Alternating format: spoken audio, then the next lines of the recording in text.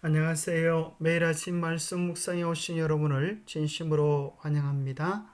제7과 창조주를 경배하라. 5월 7일 일요일 고난에 동참하는 자. 기억절. 주 하나님이여 영광과 존귀와 권능을 받으시는 것이 합당하오니 주께서 만물을 지으신지라. 만물이 주의 뜻대로 있었고 또 지으심을 받았나이다 하더라. 계시록 4장 11절. 우리가 왜 하나님께 영광과 존귀와 권능과 찬송을 돌립니까? 그 이유는 하나님께서 천지 만물을 창조하셨기 때문입니다. 생각할 문제, 이 세상에서 예수를 따르고자 하는 자들에게 무엇이 수반되는가? 고난이 많음에도 신앙을 하는 이유는 무엇인가? 오늘 우리에게 주는 교훈은 무엇인가? 이 세상에서 예수를 따르는 자들에게 수반되는 것이 무엇입니까? 계시록 1장 9절에는 나 요한은 너희 형제요 예수의 환난과 나라와 참음에 동참하는 자라. 하나님의 말씀과 예수를 증언하였으므로 말미암아 반모라는 섬에 있었다. 그렇게 이야기합니다. 사도 요한은 예수님을 믿는 것 때문에 환난과 어려움과 핍박을 당했습니다. 데오도시우스 황제가 그를 기름 가마솥에 던져 넣었지만은 그는 죽지 않았습니다. 그래서 그를 멀리 외딴 곳 판모섬으로 기양 보내어서 외롭고 고통 속에 죽기를 기대했지만 요한은 그곳에서 계시를 받아 요한계시록을 기록하였습니다. 마태복음 13장 21절에는 그 속에 뿌리가 없어 잠시 견디다가 말씀으로 말미암아 환난이나 박해가 일어날 때에 곧 넘어지는 자요. 우리의 신앙이 깊지 못할 때 환난이나 핍박이 오면 넘어지는 그런 경험을 할 수도 있겠다. 또 사도행전 14장 12절에는 사도 바울이 이렇게 권면합니다. 제자들의 마음을 굳게 하여 이 믿음에 머물러 있으라고 하고 또 우리가 하나님의 나라에 들어가려면 많은 환난을 겪어야 할 것이라 그렇게 권면합니다. 하늘나라에 들어가는 과정 속에 많은 환난이 기다리고 있음을 이야기합니다. 우리 주님도 말씀하시기를 내 안에서 평안을 누리라. 세상에서는 너희가 환난을 당하나 담대하라. 내가 세상을 이겼노라. 너희들도 나를 의지할 때에 세상을 이길 수 있다라고 보장해 주시는 것입니다. 가족, 친구, 기독교 공동체의 지지로부터 분리되어 떨어진 요한은 예수를 따르는 자로서 환난과 근심을 홀로 감당하도록 버림받지 않았습니다. 그의 사역은 끝나지 않았습니다.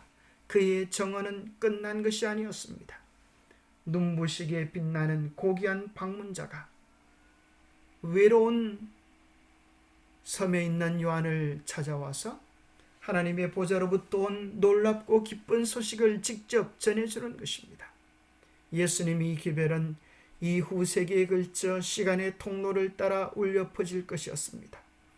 그것은 모든 세대를 위한 희망의 소식이지만 특별히 예수님의 다시 오심을 위해 마지막 때에 하나님의 백성들을 준비시키는 기별이었습니다. 그것은 마지막 때에 모든 시련에 대한 심각한 경고인 동시에 격려의 기별입니다. 고난과 환난 가운데서 믿음의 승리를 경험했던 예수님처럼 요한도 승리하고 예수님을 따라가는 우리도 함께 승리할 수 있음을 보장해 줍니다. 그렇게 많은 시련과 환난이 있음에도 예수님을 믿는 신앙의 이유를 말해 보십시오. 그렇게 한다면 여러분은 뭐라고 대답하시겠습니까? 마태복음 7장 13절에는 좁은 문으로 들어가라. 멸망으로 인도하는 문은 크고 그 길이 넓어 그리로 들어가는 자가 많고 생명으로 인도하는 문은 좁고 길이 협착하여 찾는 자가 적음이라 했습니다.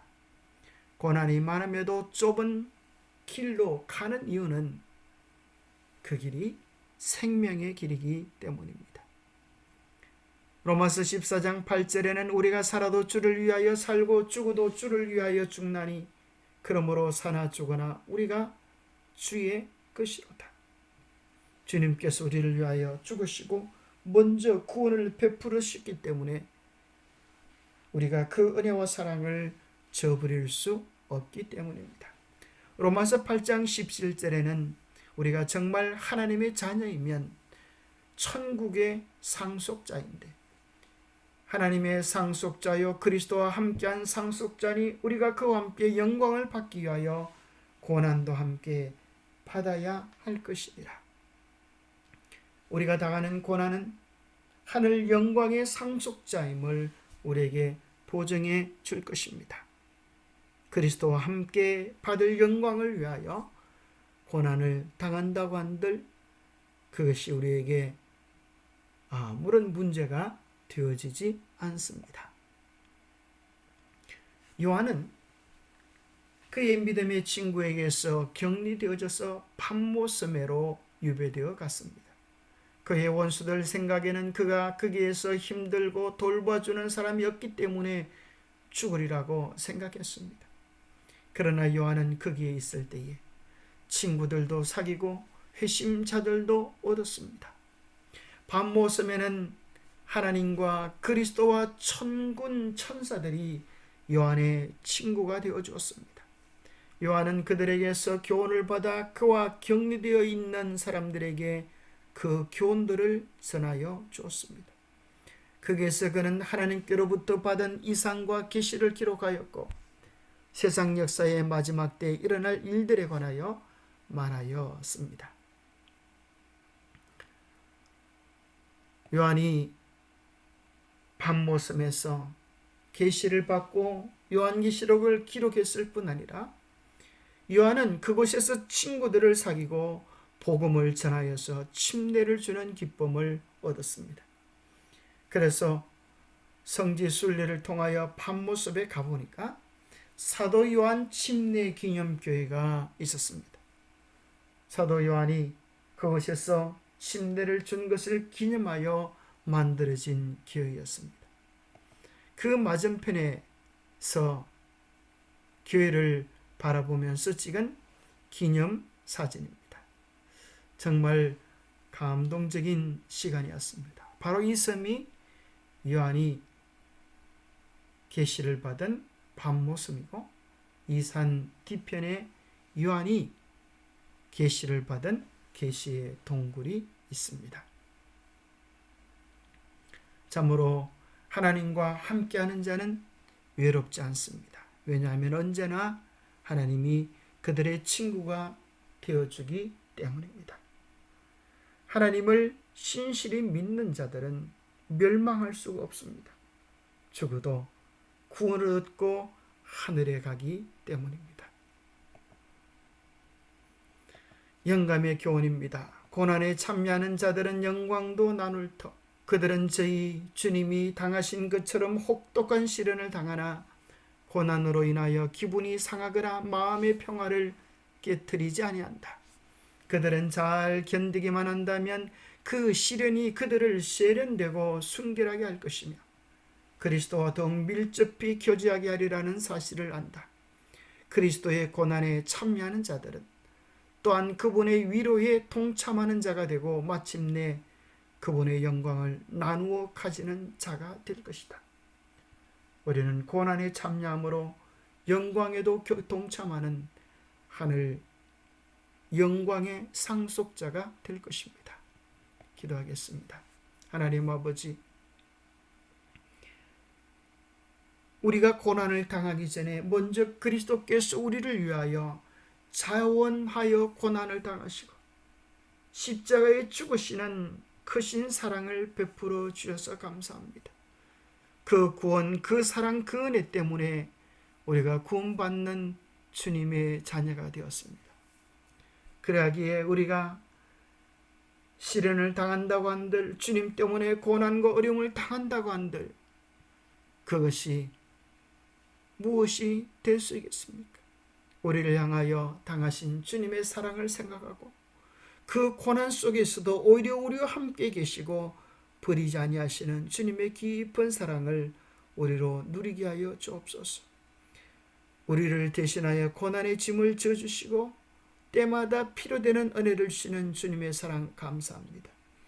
이 땅에서도 고난은 여전하지만 주님의 은혜와 축복하심이 더 크심을 인하여 감사합니다.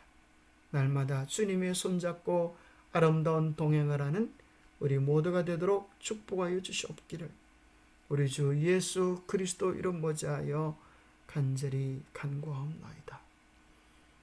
주와 함께 길 가는 것 즐거운 일입니다. 왜냐하면 잠시 고난이 있을지라도 기쁨과 영광은 영원한 것입니다. 그 축복을 누리는 우리 모두가 되시기를 축복합니다. 감사합니다.